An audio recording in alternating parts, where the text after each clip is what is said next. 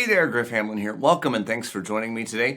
In today's video, we're actually going to talk about a song I wrote. This is a song from an album I did seemingly forever ago now. I think this came out in the year 2000, maybe 2001. It's a song I wrote called Don't Lie, and it's got a very characteristic sort of Stevie Ray Vaughan, Kenny Wayne Shepherd type of riff in it. And I've gotten a lot of requests over the years to teach that song. So since I don't have to worry about copyright issues, I own the copyright on it. I wrote it. So what I want to cover today is just sort of the basic rhythm and chord progression, how you play that main idea, and then maybe in a future video we'll talk about some of the solo sections and stuff like that. Obviously, at the time I wrote it and recorded it, I wasn't worried about teaching it, so it has kind of a lot of stuff in it. But let's just take a look at sort of the basic rhythm first. Now we're going to be starting off with, we're in G, okay? So you're going to have to kind of imagine, and from a tone perspective right now, I've got a tube screamer on at about, the drive's a little over halfway up, I'd say.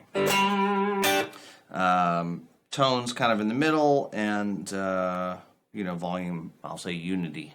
So I basically want it without the tube screamer to be the same volume as with the tube screamer. And I'm running this into my 11 rack, which is basically set up like a super reverb type of sound. So I've got some dirt, but not a ton. The Strat on the neck pickup has a lot to do with the tone here. And the Strat works better for this sort of thing to me than a Les Paul does. So when I'm doing, I'll say, Stevie Ray Vaughan type stuff like this, I very much tend to use the Strat because it allows me to hit the string and kind of get that thump out of it, and a Les Paul doesn't quite do that.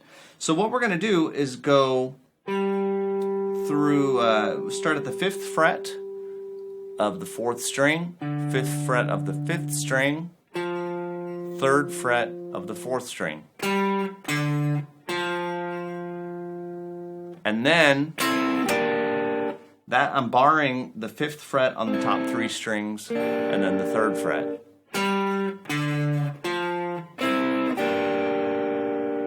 And then back to the 5th fret on the 5th string, 3rd, 4th on the 4th string.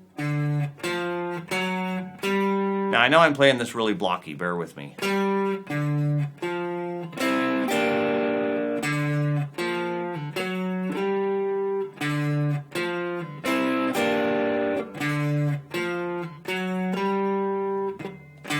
Okay, but as you probably heard coming in, that's not how I actually play it.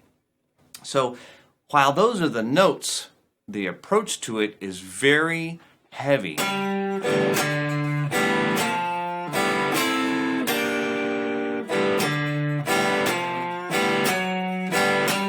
So with every note that I strike, the upstroke is that. And I realize that sounds awful when you go slow.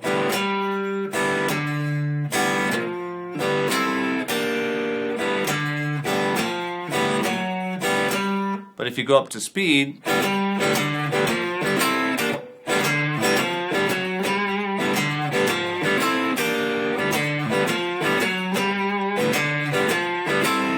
you can see that it works just fine, okay? So this is, very much like Stevie Ray Vaughan would do in,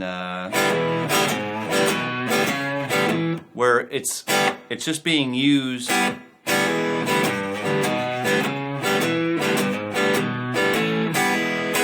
it's percussion. It really is. It's more of a percussion element than it is a chord, because it's just open strings after all.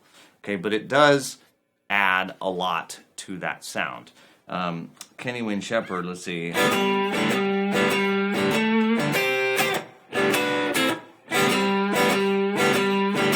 Same thing, and it's the same. It's an A, but it's a very similar type of deal. So if you can do that, and then it just stays here, and then there's a solo that kicks in. But let's leave that. You would just continue playing that main riff. If you were playing along with me. Okay, once the vocal comes in, I cut that short.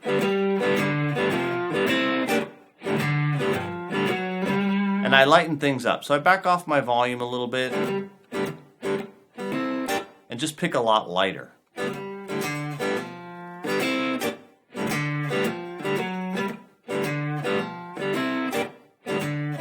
And now it's a 12-bar blues. So I do 4 of the G's. Now I'm going to walk up to a C. So I'm going to hit the 5th fret G. Now I'm going to move it up to a C, sorry. I play this so often but never think about it. Same idea.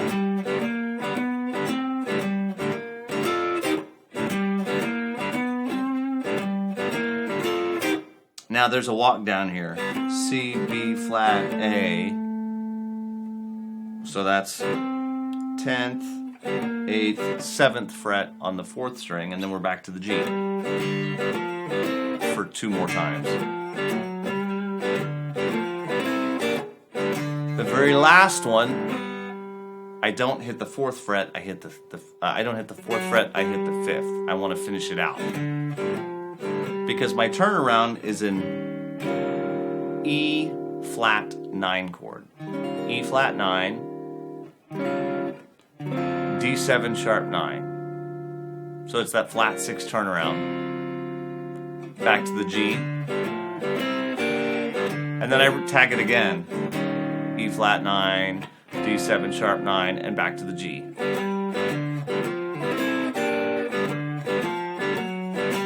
And then it starts over. So it's sort of a blues. It's pretty close. You know, I basically play the G riff 4 times, and the C riff 2 times, and the G riff 2 times, and then the turnaround's a little bit funky. Instead of just being the flat 6 to the 5 to the 1 to the 5, it's the flat 6 to the 5 to the 1, and the flat 6 to the 5 again. So I basically just tagged that last little bit and turned it around that way. But fundamentally, it's still basically a blues. So let's take it from, I'll say where the lyric kicks in, and I'll play it a little bit slow for you. Try and play it with me. 1, 2, 3, 4.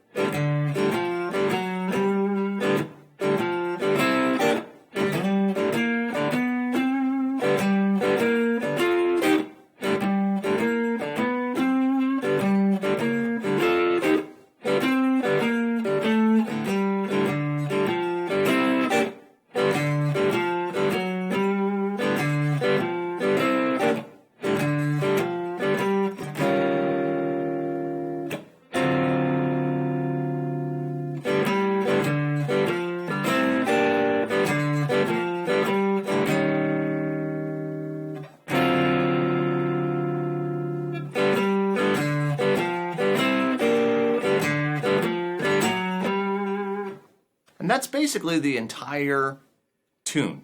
Now, I do it a little bit differently over the solo sections. I don't actually tag the ending twice. I don't do the flat 6 to the 5 twice during the solos.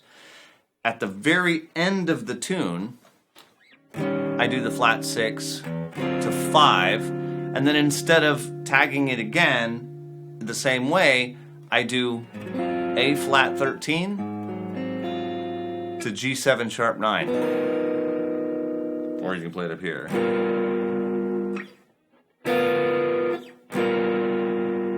And then E flat 7 or E flat 9 to F. And then back into that riff at the top. So it's the very last chorus. Yeah. Don't lie. A flat 13, spin it out. G7 sharp 9, I won't cry. E flat, don't lie. F, don't lie. band drops out.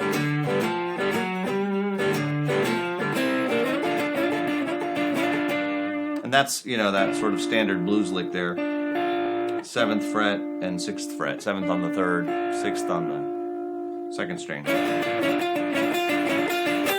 And I grab that G.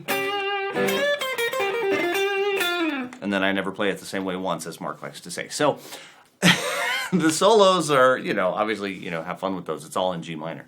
But that's basically the whole tune. So I'll go ahead and write out, you know, the sections that I've showed you and everything.